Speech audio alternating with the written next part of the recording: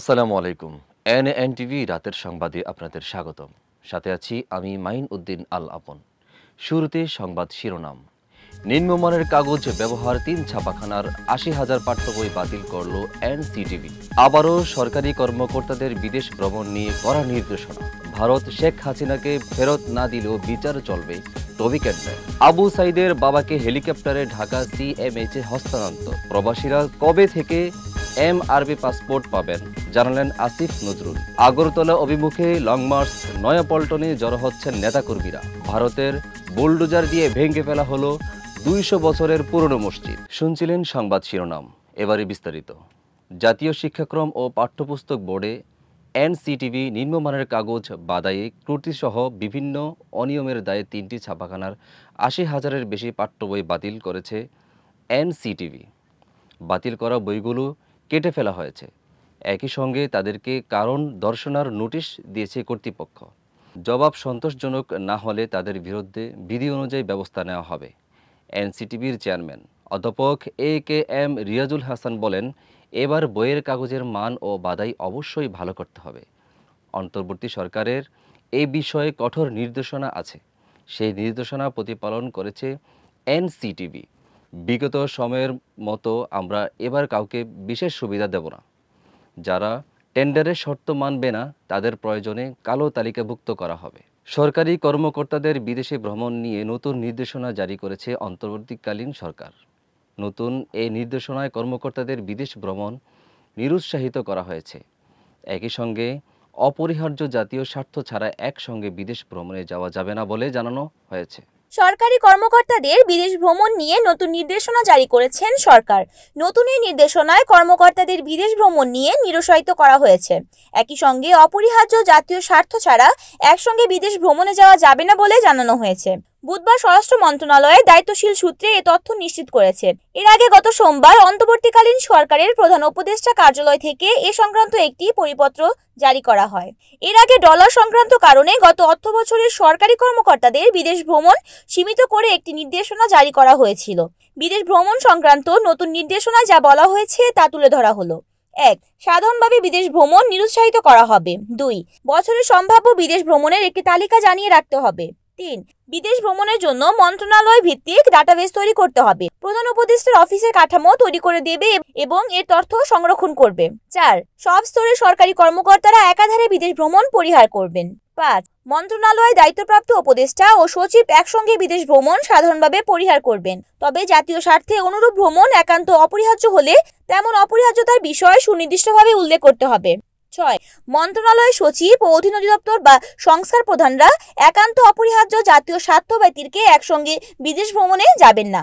৭. বিদেশি সেমিনার বা ওয়ার্কশপ ইত্যাদিতে অংশগ্রহণের জন্য উপদেষ্টা ও সচিব পর্যায়ের কর্মকর্তাদের অংশগ্রহণের প্রস্তাবের ক্ষেত্রে আমন্ত্রণকারী কর্তৃপক্ষ কর্তৃক কোন পর্যায়ের কর্মকর্তাকে আমন্ত্রণ জানানো হয়েছে এবং অপর অংশগ্রহণকারী দেশ থেকে কোন পর্যায়ের কর্মকর্তারা তাতে অংশ নিচ্ছেন তেমন তথ্য সন্নিবেশ করবেন। ৮. বিদেশ ভ্রমণের প্রস্তাব পেশকালে ভ্রমণের প্রয়োজনীয়তা এবং প্রস্তাবিত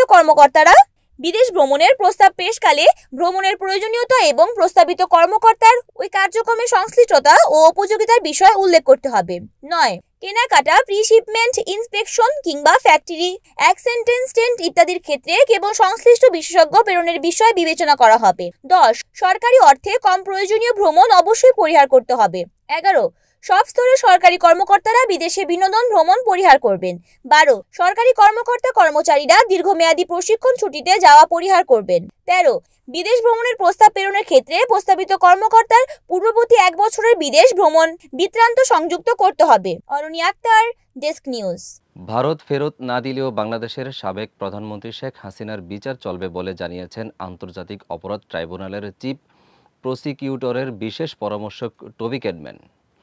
বুধবার ১১ ডিসেম্বর সকালে আন্তর্জাতিক অপরাধ ট্রাইব্যুনালে এক ব্রিফিংয়ে তিনি এই কথা বলেন। ডেস্ক নিউজে বিস্তারিত জানাচ্ছেন লাবনী আক্তার। শেখ হাসিনাকে ফেরাতে ভারত কি করবে জানি না, তবে ভারত যদি না দেয় তাহলে তার অনুপস্থিতিতে বিচার চলবে বলে জানিয়েছেন আন্তর্জাতিক অপরাধ ট্রাইব্যুনালের চিফ প্রসিকিউটরের বিশেষ পরামর্শক টবি ক্যাডম্যান। বুধবার ১১ ডিসেম্বর সকালে প্রসিকিউশন টিমের সঙ্গে বৈঠক শেষে তিনি কথা বলেন। এ সময় শেখ হাসিনাকে বাংলাদেশে ফেরত দিতে ভারতের প্রতি আহ্বান জানান আন্তর্জাতিক এই অপরাধ আইন বিশেষজ্ঞ। তিনি বলেন, আশা করছি ভারত একটি গণতান্ত্রিক রাষ্ট্র। তারা বাংলাদেশের বিচার ব্যবস্থার প্রতি সম্মান জানিয়ে জুলাই গণহত্যার প্রধান আসামি শেখ হাসিনাকে ফেরত পাঠাবে। জুলাই আগস্ট গণহত্যার বিচারে আন্তর্জাতিক মান মেনে চালানো হচ্ছে জানিয়ে চিফ প্রসিকিউটরের বিশেষ পরামর্শক বলেন, নিশ্চিত করা হবে আন্তর্জাতিক মান ও ন্যায় বিচার। প্রয়োজনে আন্তর্জাতিক আদালতেও যাওয়ার সুযোগ রয়েছে। উন্নত চিকিৎসার জন্য বৈষম্য বিরোধী ছাত্র আন্দোলনের গুলিবিদ্ধ হয়ে নিহত হওয়া শহীদ আবু সাঈদের বাবা মকবুল হোসেনকে সেনাবাহিনীর হেলিকপ্টারে ঢাকায় সম্মিলিত সামরিক হাসপাতালে সিএমএইচে আনা হয়েছে। বুধবার 11 ডিসেম্বর সকালে বাংলাদেশের সেনাবাহিনীর ভেরিফাইড ফেসবুক পেজে এ পোস্টে কথা জানানো হচ্ছে। এছাড়াও বিষয়টি গণমাধ্যমকে নিশ্চিত করেছেন আবু সাঈদের বড় ভাই রমজান আলী। পোস্টে বলা হয়, শহীদ আবু সাঈদের বাবা জ্বর এবং পেটের পীড়া নিয়ে গত 7 ডিসেম্বর রংপুর সিএমএইচে ভর্তি হন। পরে মঙ্গলবার সকালে 3টায় তাকে হৃদযন্ত্রের উন্নত চিকিৎসার জন্য আর্মি অ্যাম্বুলেন্স করে রংপুর মেডিকেল কলেজ হাসপাতালের আইসিইউতে হস্তান্তর করা হয়। সেখান থেকে উন্নত চিকিৎসার জন্য শহীদ আবু সাঈদের বাবাকে মঙ্গলবার রাতেই আর্মি হেলিকপ্টারে করে ঢাকা সিএমএইচে হস্তান্তর করা হয়েছে। বিশ্বের বিভিন্ন দেশ থেকে বাংলাদেশিরা এমআরবি পাসপোর্টের নানা সমস্যা ভুগছেন। আগামী 15 ডিসেম্বর থেকে প্রবাসীরা এমআরবি পাসপোর্ট পাবেন বলে জানিয়েছেন আইন উপদেষ্টা ডক্টর আসিফ নজরুল। আজ বুধবার নিজের ভেরিফাইড ফেসবুকে পেজে একটি ভিডিও বার্তা কথা জানান তিনি। ডেস্ক নিউজে বিস্তারিত জানাচ্ছেন অরণি আক্তার। এমআরটি পাসপোর্ট নিয়ে দীর্ঘদিন ধরে ভোগান্তির শিকার হচ্ছেন প্রবাসী বাংলাদেশিরা।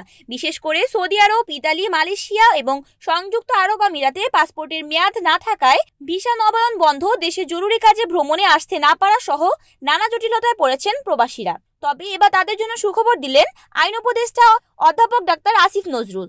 বুধবার দুপুরে সামাজিক যোগাযোগ মাধ্যমে ফেসবুকে ভিডিও বার্তা তথ্য জানান। আসিফ নজরুল বলেন, আপনাদের পাসপোর্টে খুবই সমস্যা হচ্ছে আমরা জানি।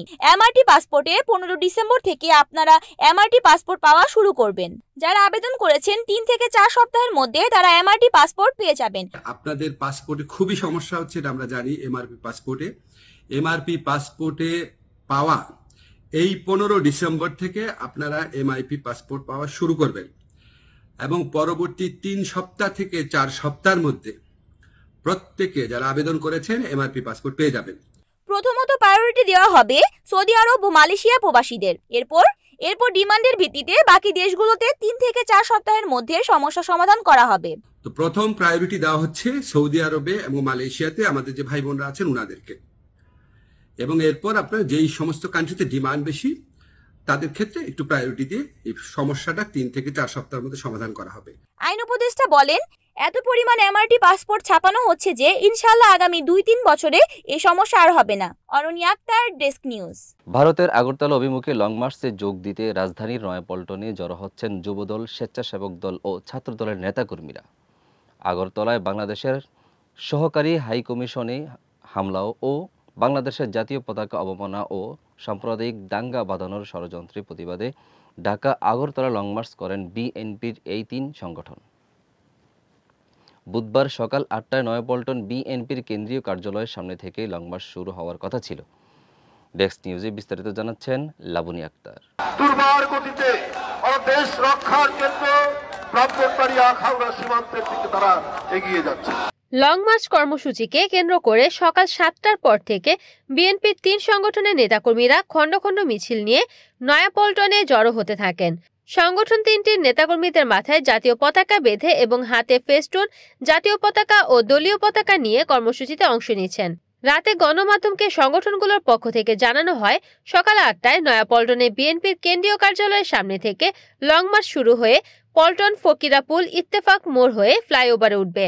এরপর সাইনবোর্ড, চিটাগাং রোড, কাশপুর মোড়, তারাবো, বরপা, ভুলতা, গাউছিয়া, চনপাড়া, মাধবদী, পাঁচদোনা, সাহেব প্রতাপ, ভোলানগর, ইটখোলা, মার্জাল, বারুইচা হয়ে ভৈরব পৌঁছাবে লং মার্চ। এরপর ভৈরব পথসভা করে আখাউড়া স্থলবন্দর অভিমুখে রওনা দেবে। লং মার্চের শুরুতে নয়াপল্টনে সংক্ষিপ্ত সমাবেশ অনুষ্ঠিত হয়। এতে প্রধান অতিথি ছিলেন যুবদলের সভাপতি মোনায়েম মুন্না, প্রধান বক্তা স্বেচ্ছাসেবক দলের সভাপতি SM জেইলানি, সভাপতিত্ব করেছেন ছাত্রদলের সভাপতি Rakibul Islam Rakib. Laboni Akter, desk news, NN TV. ভারতের সংখ্যালঘু মুসলিম সম্প্রদায়ের উপর অত্যাচার নির্যাতনের অভিযোগ বেশ পুরনো। দক্ষিণ এশিয়ার এই দেশটি অতীতে বহুবারই আন্তর্জাতিক অঙ্গনে এই ধরনের অভিযোগের সম্মুখীন হয়েছে। এরই ধারাবাহিকতায় ভারতে এবার ভেঙে দেওয়া হয়েছে একটি মসজিদের একাংশ। অত্যন্ত গুরুত্বপূর্ণ এই মসজিদটি প্রায় ২০০ বছরের পুরনো। চাঞ্চল্যকর এই ঘটনাটি ঘটেছে ভারতের উত্তরপ্রদেশে। ডেস্ক নিউজে বিস্তারিত জানাচ্ছেন লাবণী আক্তার। ভারতের উত্তরপ্রদেশে ফতেহপুর জেলায় ১৮৫ বছর পুরনো নূরে জামে মসজিদের একটি অংশ ভেঙে দিয়েছে স্থানীয় জেলা প্রশাসন। কর্তৃপক্ষের দাবি, মসজিদের এই অংশটি অবৈধভাবে বান্দা বহরাইচ হাইওয়ের ওপর নির্মিত হয়েছিল। খবরটি এনডিটিভির এক প্রতিবেদনে উঠে এসেছে। এদিকে সুপ্রিম কোর্ট স্পষ্টভাবে বলেছে যে কোনো অবকাঠামোকে আদালতের নির্দেশনা ছাড়া বুলডোজার দিয়ে ভাঙা যাবে না। তবে বিজেপি শাসিত রাজ্যগুলোতে এই ধরনের বুলডোজার জাস্টিস বা অবকাঠামো ভাঙার প্রক্রিয়া অব্যাহত রয়েছে, যা নিয়ে উদ্বেগ প্রকাশ করেছে দেশের শীর্ষ আদালত। এ ছিল এনএএনটিভির রাতের সংবাদ। সাথে থাকার জন্য ধন্যবাদ।